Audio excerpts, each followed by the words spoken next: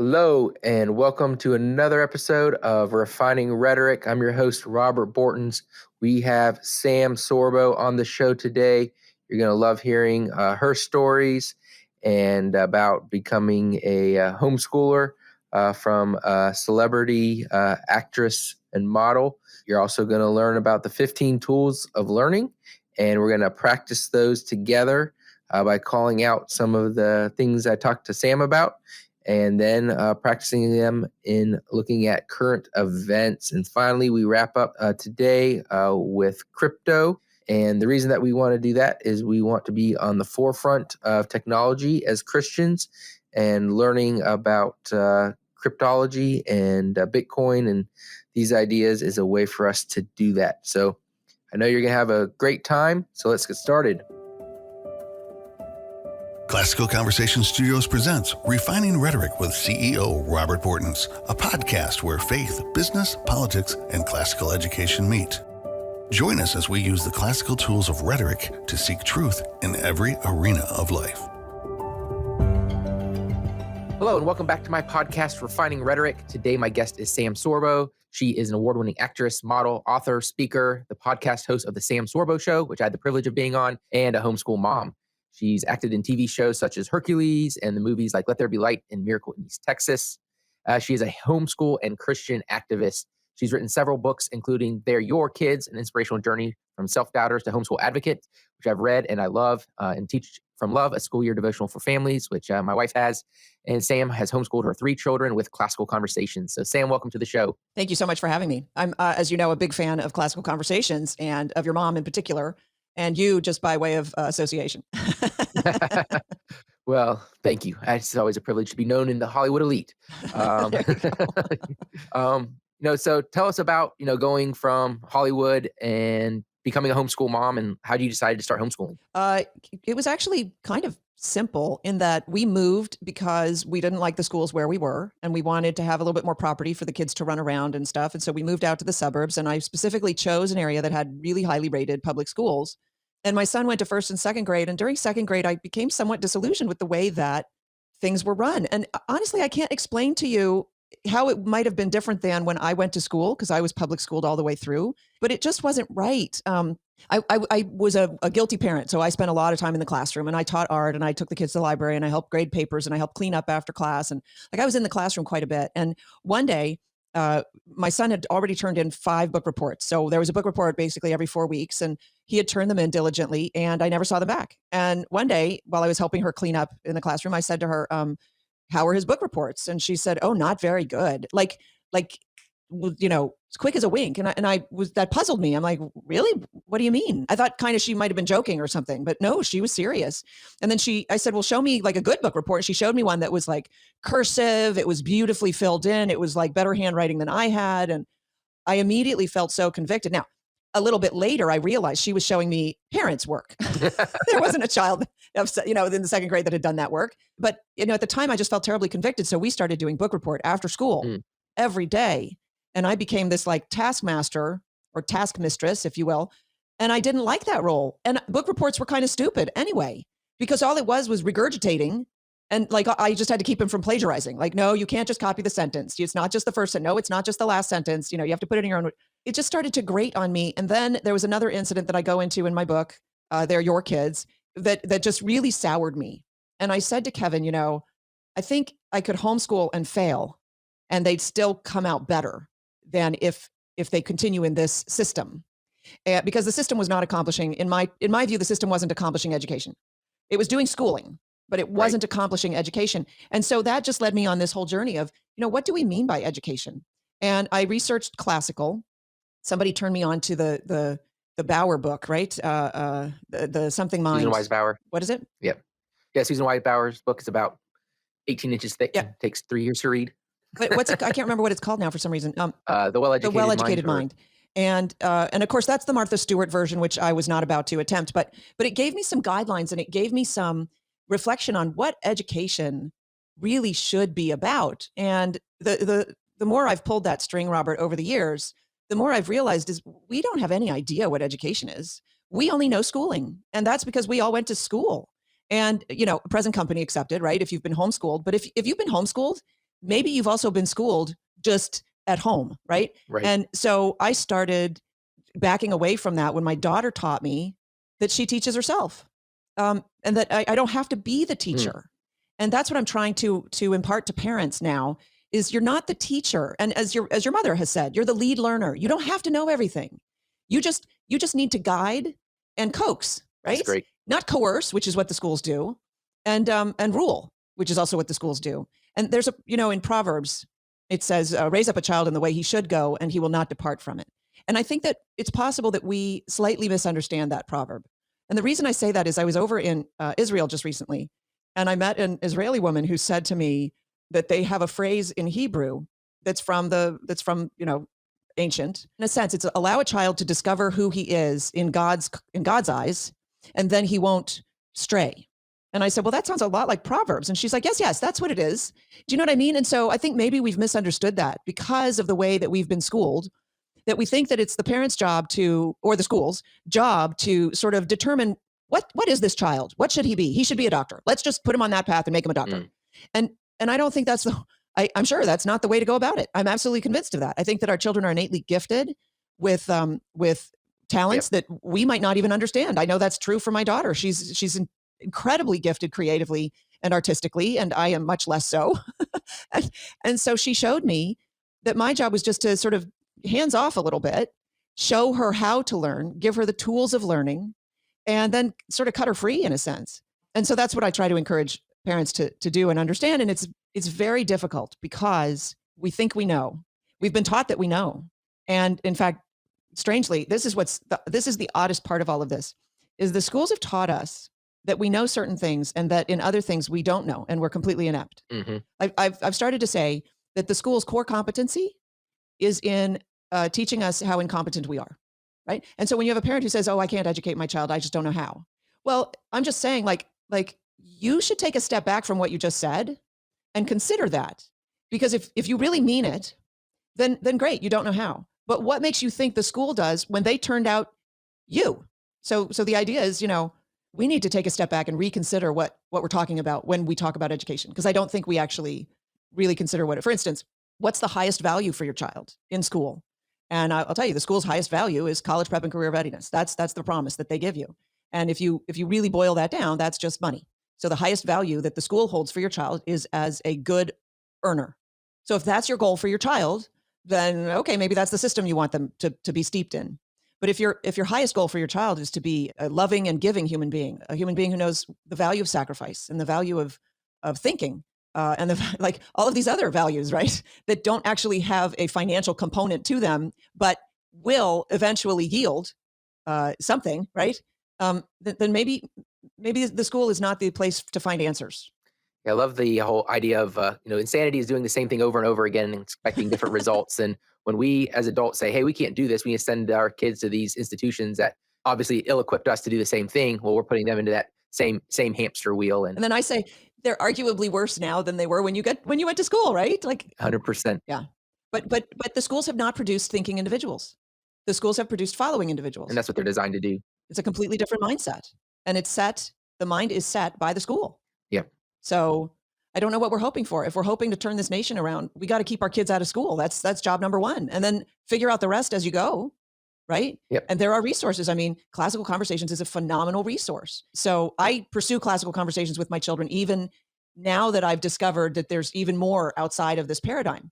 But for people who are still stuck in the school paradigm, it's brilliant because it offers you the guise of schooling, but it opens the mind to the reality of what education is. Does that make sense? Yeah, 100%. Tell us a little bit more about what your kids are doing right now and their ages. So my oldest is 20 and he's a public speaker. He's a social media influencer. Braden, right? And he makes money that way. Yeah, I met him multiple times. He's a wonderful young man. Yeah, he's very, very staunch. In fact, the playbook for home learning, which is, I don't know when this airs. It's July 24th and 25th.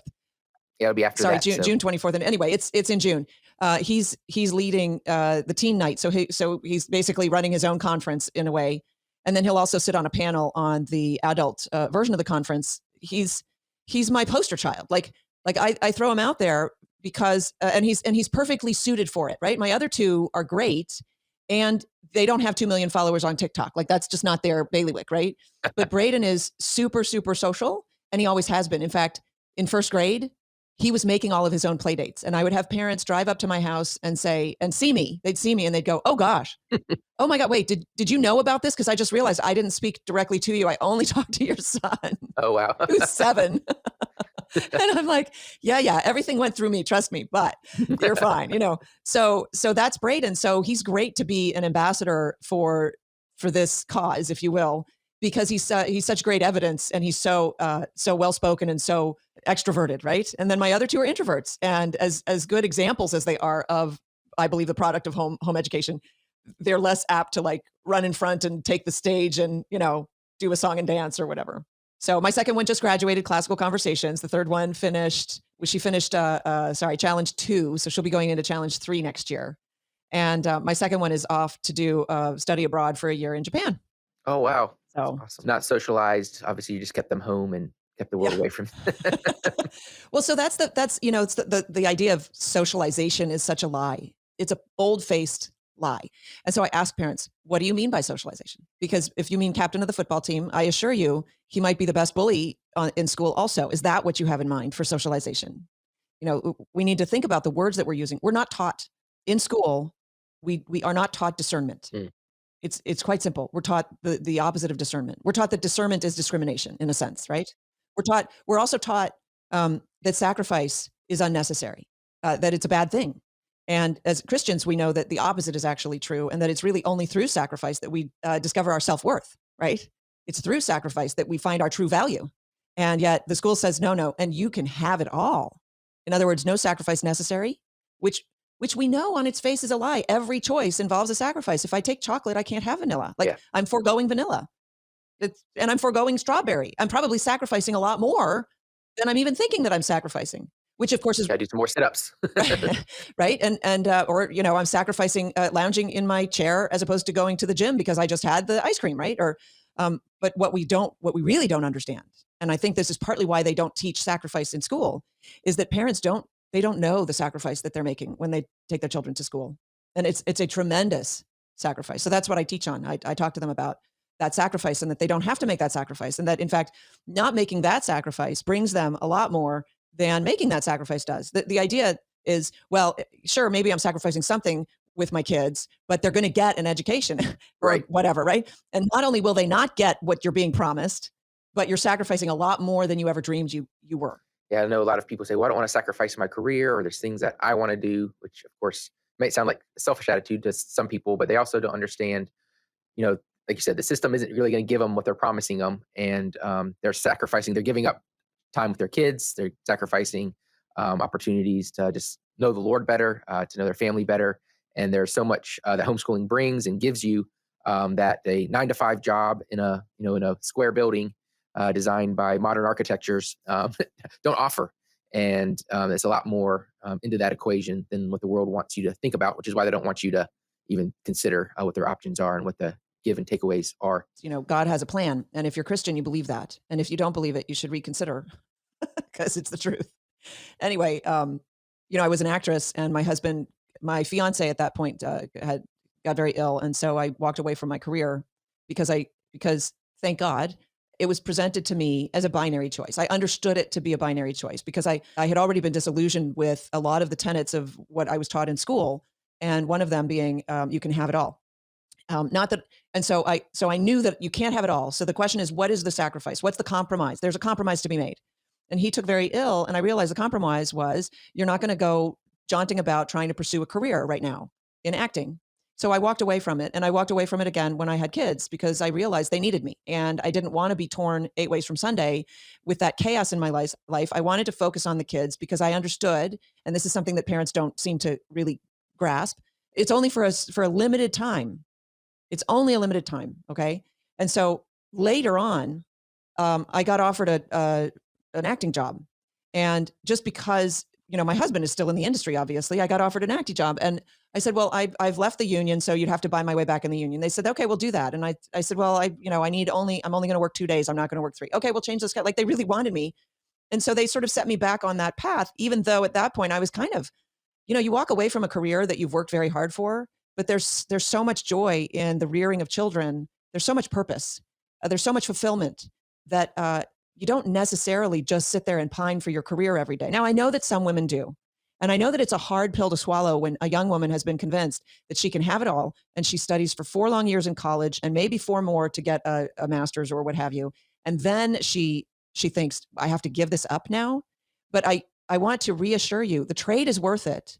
And then what happens is somehow God redeems the career. And so I ended up writing a movie, which I produced. It got funded 2 weeks after I struck a deal to write it with a co-writer. Wow.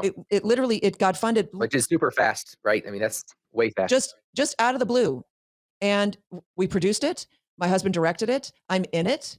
And it was an enormous success in box office as a theatrical. And there's only one way that happened. That's because God decided that he was going to redeem my career. And it was awesome. And you know what? I can take it and I can leave it because I'm not defined by that, right? Which is why I'm devoting so much of my energy right now trying to set people free from that system of shackles. Yeah, one of the things my mom says that husbands do in the United States is they sell their wives to the highest bidder and their children to the lowest. And of course, as homeschoolers, we kind of do the opposite. Well, I'm stealing that. I'm sure she wouldn't mind that at all. No, that's brilliant. That's really very profound. And what's the word I'm looking for? It stops you in your tracks. Yeah, 100%. Although it makes the men culpable. And I'm And she doesn't mean it that way. I know she doesn't mean it that way. I'm just trying to figure out if I'm going to work on that because I really like it. It's not their fault. They've been emasculated. They've been told that they have no say. My body, my choice, but the heck, like all of that stuff, right? It's the dissolution of the family and it's the destruction of the godly hierarchy to life, right? Yeah. So 100%. I don't blame the teachers either. There are a lot of good teachers working in this corrupted, perverted, really now education system that we have, and it's not really their fault. But man, if you have an opportunity, get out, go homeschool other people's kids if you want. But to be working inside that, what they're doing to children in schools today it's an abomination. It's child abuse. Tell us a little bit about your book, Words for Warriors, because we've talked a lot about words and brought some up. But what's the Words for Warriors and who should be reading that? Yeah. So thank you for asking. But so Words for Warriors is another, it's an extension of, honestly, it was classical conversations that taught me that I'm a teacher. I did not know that about myself. And so the more I thought about all of these words that have been sort of perverted by our culture. No, that word is different. That doesn't mean, fascism is right wing. I think that's a lie from the pit of hell. I think fascism is left wing. It has everything in common with left wing ideology, including color scheme of black and red and the artwork and the final outcome. So I don't know how people ever decided to paint it as right wing. I think that what they wanted to do was distance Hitler from socialism. And so rather than say Hitler was a socialist and therefore socialism is evil, well, we can't have that. Socialism's the good part of Hitler. Yeah, I mean, that's what the S stands for, right? Socialist. And Nazi, National Socialist. And by the way, this was right after World War II when we allowed Stalin to sit on the Nuremberg panel, the Nuremberg trials, and the commies were sitting in judgment over the Nazis. And the Nazis had just done the commies, only not as good an imitation. I shouldn't be laughing because it was very sad. So anyway, I started grumbling to myself about the fact that people were using words. They didn't even know what they meant. And so I decided to codify, sort of for my own edification, the meanings of words. And then I got sarcastic and I thought I should share this with other people because it's a lot of fun to do this. So Words for Warriors is a collection of the words that we ought to be more careful about, what they actually mean. I don't hold back. I think even one of the definitions I ended with duh. And there are a lot of fun words in here too. Like, do you know what an NPC is? Non-player. Yes, a non-playing character. So an NPC is a non-playing character. It's a video game term, right? And it's new on the scene, but I want people to understand it because, and this goes back to the teachers and the husbands and fathers, non-playing characters have been programmed to tell you the thing that you need to know as a playing character to move you through the game. They're just programmed. They're not actual people. Mm-hmm. And we're dealing with a lot of NPCs in our lives right now. They've just been programmed. We've been programmed by the schools. We've been programmed by the government. We've been programmed by our jobs to say, oh, please lift your mask over your nose. Please keep your mask over your nose. You must wear a mask. You must wear a mask. You will be fined if you do not wear a mask, whatever, right? And all these people, some of them really buy in and some of them are just programmed. And I think that when you look at it that way, it's easier to hold your anger at individuals. It's easier to avoid getting angry with individuals. You can't get milk from a horse, and so we shouldn't be expecting these people to know any better. They've been programmed, and trust me, I deal with a lot of programmed people. They, yeah, I mean, when you're taught for 12 years to raise your hand before using the restroom, to move from one room to another when you hear a bell, like these are all things that program you to, and of course, the whole entire grading system of A to F, to listen to authority and conform to whatever they tell you to do, whether it's right or wrong. And of course, we see that even these past few years. Oh, let's just get along to get along. Listen to the experts; they know what they're talking about. Although those experts seem to be saying a lot of things that I was saying, over 2 years ago about all the stuff going on. They seem to They've have come caught up full to me. circle a little bit. Yes, it's trust the Um, experts today. They've morphed it now. It's not trust the mhm, science, it's trust the as scientists. if they're infallible human beings. And they haven't equipped us to think critically, which means to consider, right? They haven't equipped us with that in school. And that's why I say we weren't educated, we were schooled. And so we all, to some degree or another, have to emerge from Plato's cave. We have to come out, we have to snap out of it. But the good news is we can. God redeems, and frankly, it doesn't take a majority. It takes a fervent minority. So we can have that if we continue this home education revolution that we're seeing happening right now. Now, being in the kind of Hollywood industry, has your family like received kickback from others, like criticism? Has Kevin not been offered jobs because of y'all's positions in being conservative as well as Christian homeschoolers? Kevin says that coming out as a conservative Christian was worse than a double leper. Oh, So yeah, when he became more vocal, and he knew that he was sabotaging his own career, basically. But he just said, the truth is more important than my career. That's just life. And in fact, his career has basically just taken a completely different shift, because now he's almost exclusively doing Christian, or at least conservative-minded films, which is good, right? right. So that's just life in the big city. You might have views that make you unpopular. That should be a badge of honor, unless everybody hates you, in which case you're probably doing something wrong. But the point is, we ought to be exercising discernment. And if that gets us into trouble, that's their problem, that they can't discern, rather than, and by the way, they're discerning, they're discriminating, even though they're saying discrimination is bad, right? So the tolerant people that scream for tolerance are tolerant of everything but you, when you're saying that, they're intolerant. You know what I'm getting at. So the point Yes. is, we raise our children to stand up for their beliefs, and in endeavoring to do that, you have to start standing up for your beliefs, right? Because you teach by example, and so yeah, we've done that, and it's different. It's different than where he thought his career was going to be, for sure. But at the same time, have you seen? He thought, okay, one day I'll win an Oscar, when he was a young actor, and he hit the big time, and major motion pictures and stuff like that, and then it got derailed by his illness, and then it got derailed again by his outspokenness. And I think his illness actually brought him to that cusp of realization, maybe, that life's too short and you need to stand up for what you believe in. I don't know for sure, but that's going to be my contention. Actually, I don't even know if he knows, but You didn't want to be a non-player character anymore. he didn't want to be a non-playing character. It's interesting because he serves a role where he is told what to say. And he's programmed, right? You go over here and you say this and wear these clothes. But at the same time, he's his own man. And there was never any doubt of that. So I wasn't surprised when he started just speaking up. When I first met him, I could tell he was conservative, that's why I was attracted to him. He was a conservative Christian who liked country music. I'm like, the three C's. So yeah,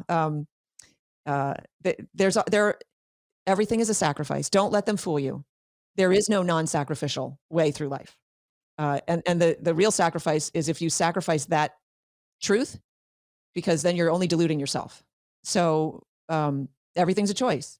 And typically your choices can be reduced to binary choices, which ought to simplify things. But we're taught to make decisions in chaos. We're taught to consider all the possibilities. We're taught make a pros and cons list. And it can be a lot simpler than that. What is your one priority? So I walk parents through this. If your one priority is for the education of your child, let's define education. Is it what they're accomplishing in school? No, it isn't. Therefore, school is not an option. Choice is made.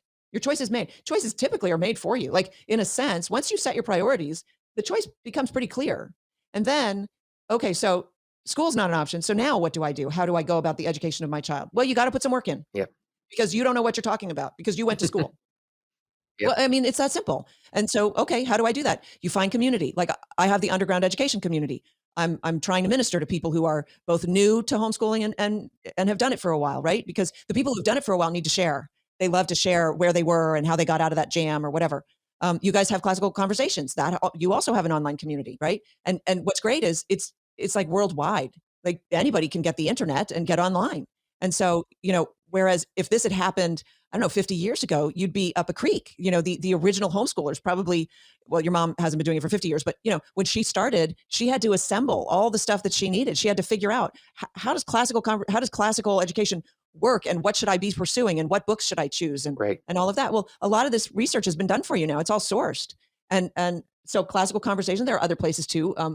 They'll give you like school in a box, basically, but it's grounded on solid moral principles or Christian ethics, and so that's important because there is no such thing as a non-religious school. Did we cover that? I've done several interviews today. No, we haven't talked about it. So you're saying there's no such thing as, There is no such thing as a non-religious school. what about public schools? Aren't they non-religious? What religion do they teach? Who gets worshipped in that? They subscribe to secular humanism. Yourself. I said, who gets worshipped in secular humanism? It's yourself. That is a religion itself. So, and by the way, it devolves into bullying because that's survival of the fittest, and sometimes school shootings. I'm just saying. So, okay, I want to try this idea out on you. I've been working on this, All right. and you can ask your mom too.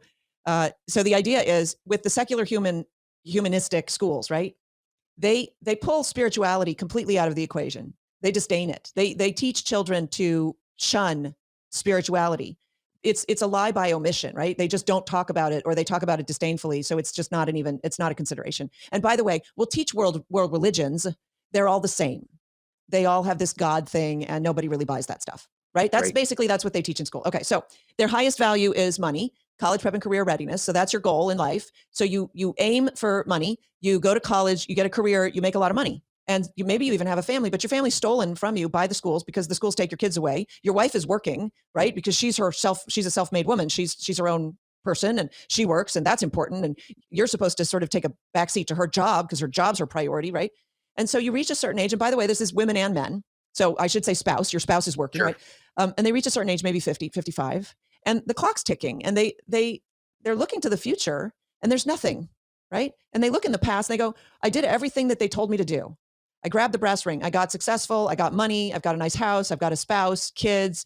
I've got everything." Certainly the one priority was money. I did that, so I've achieved. Why am I not happy, Yeah, I mean, depression is super high all across the United States. right?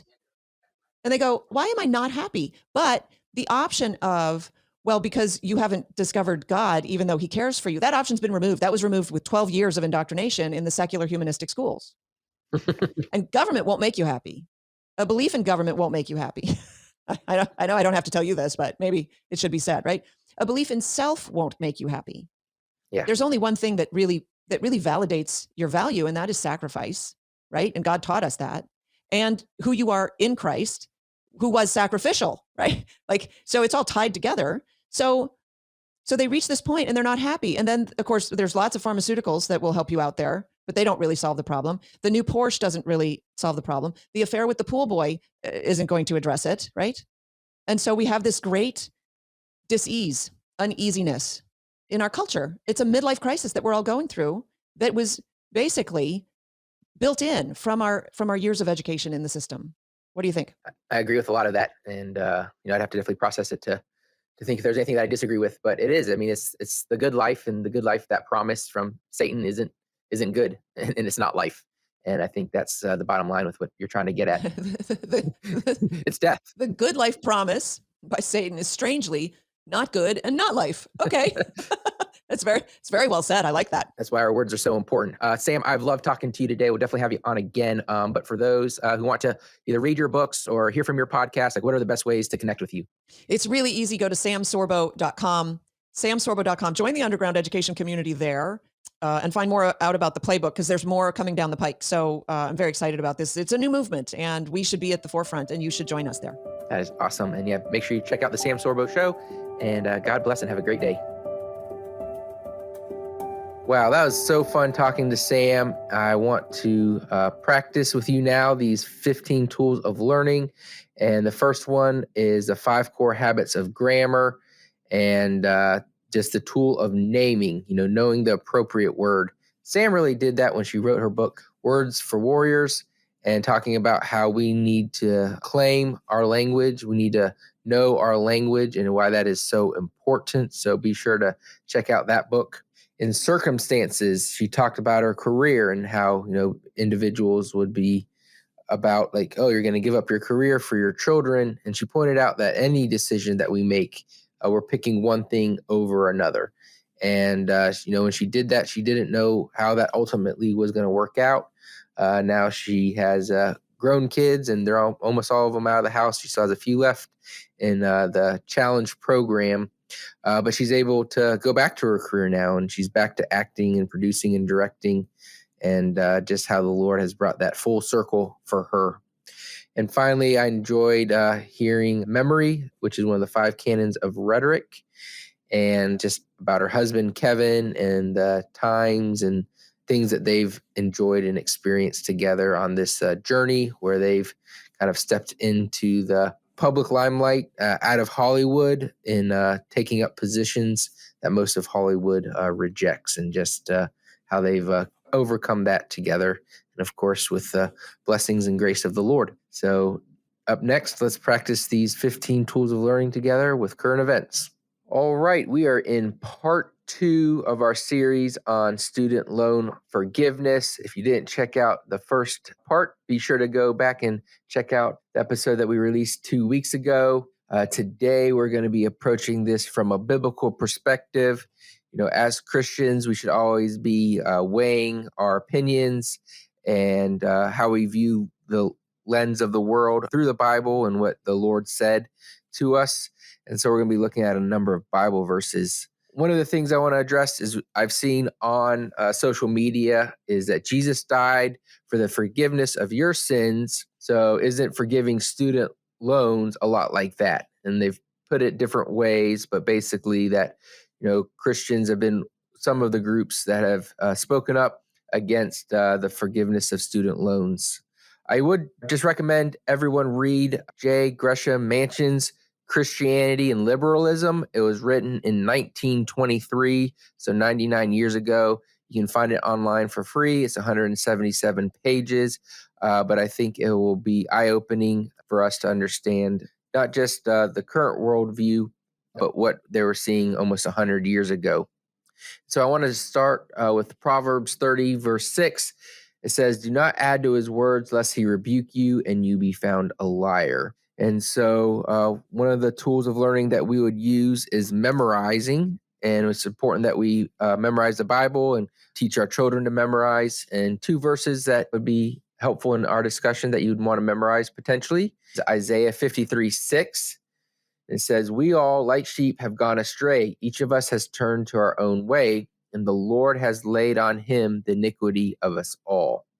And 1 Peter 2:24 says, "Who himself bore our sins in his own body on the tree, that we have died to sins, might live for righteousness, by whose stripes you were healed."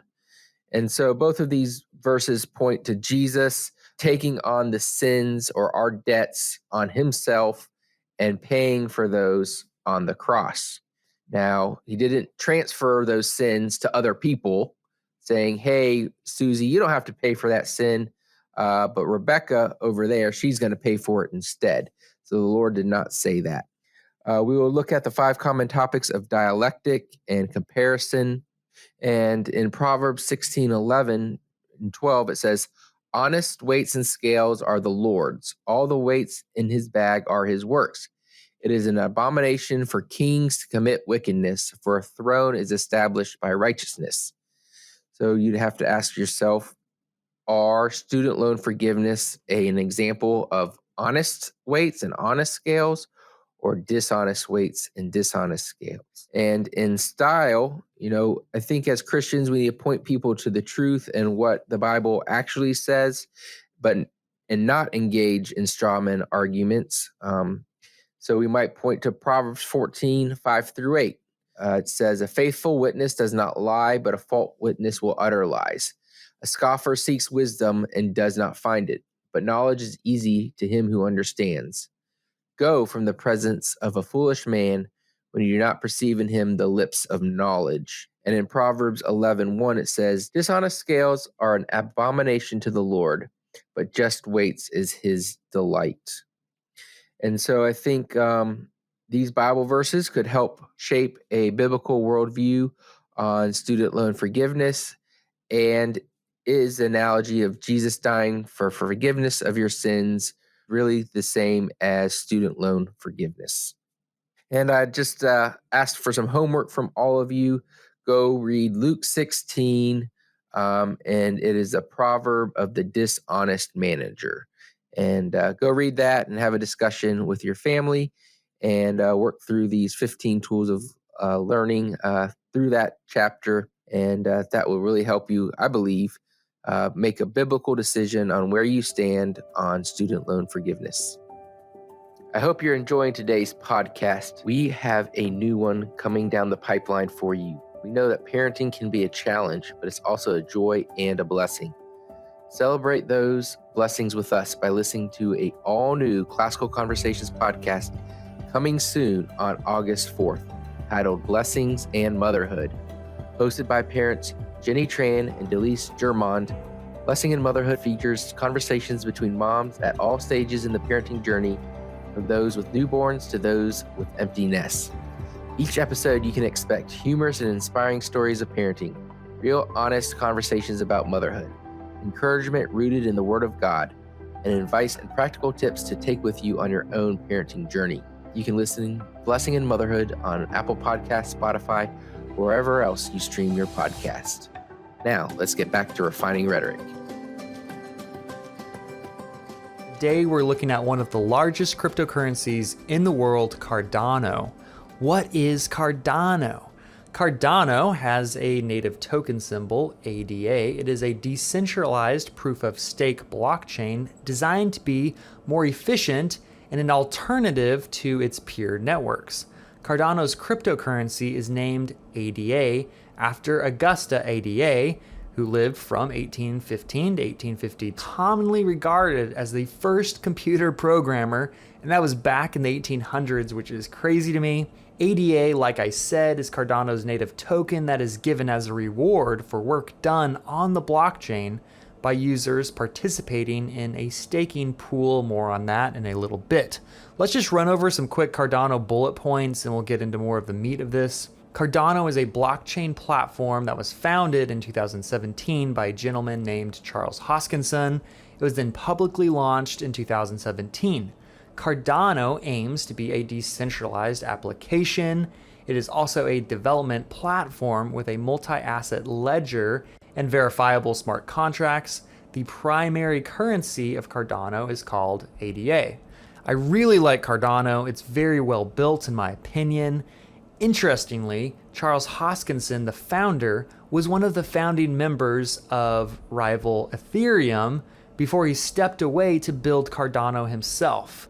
While at Ethereum, Charles noticed some big errors in the code, and he brought this up to his lead founder, Vitalik Buterin, but Buterin wanted to be first to market. He did not want to take the time to build it perfectly. He wanted to get Ethereum to market to be the leading smart contract software in the world, which Ethereum is by far. But Charles, he took a minute. He said, hey, look, we need to solve these errors in the code. We need to build a solid foundation so we can have longevity, something that Vitalik looked over.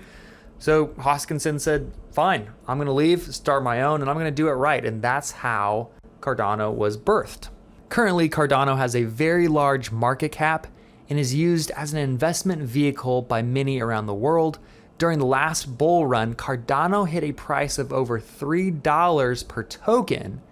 And now in the bear market, it's down at around 50 cents. Not investment advice, but you do the math. I think it's a great project to invest in. It ebbs and flows with Bitcoin's 4-year cycle, meaning there's lows and highs. And for my household, it's an investment vehicle.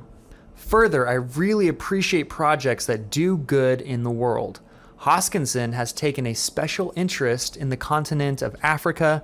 Cardano has signed dozens of deals in Tanzania, Ethiopia, South Africa, Nigeria, Kenya, and many other African countries are close to signing up.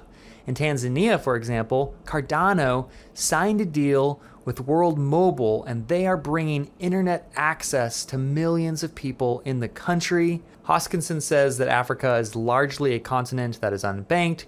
This is because of weak currencies and a lot of other economic factors, but it almost makes it impossible to get a business loan. And then if you can get a loan, it is a very high interest loan, and that can be dangerous. In Ethiopia, Cardano is working on a project to help entrepreneurs, incredible business owners, get funding they need with reasonable interest so that the country can keep developing. I really appreciate what Cardano is doing over there. I read about it all the time. The last thing I'll say about Cardano today is that you can stake it. Now, if you didn't hear my episode on crypto staking, go back and listen to it. Basically, what staking is, you join a pool of investors. They stake their Cardano, your native token, on it. As a whole, those investors buy a node. That node verifies transactions, and that will pay out a staking reward to the investors. Generally for Cardano, it's around 5% annually, which isn't great, but hey, it's better than nothing, and I appreciate the opportunity. I definitely have a very high opinion of this blockchain. Its native token, ADA, has appreciated vastly over the last few years, and I truly believe that it is solving real-world problems globally. Check out the project. Thank you for joining me today. Go pick up Sam Sorbo's book, Words for Warriors, and be sure to tune in next time, and we'll continue the conversation and keep practicing those 15 tools of learning. God bless and have a great day. Thank you for listening to Refining Rhetoric with Robert Bortons. Want more? Make sure to subscribe so you won't miss an episode. You can also follow us on social media to continue the conversation, and visit classicalconversations.com/rhetoric to find out how you can join a local homeschool community.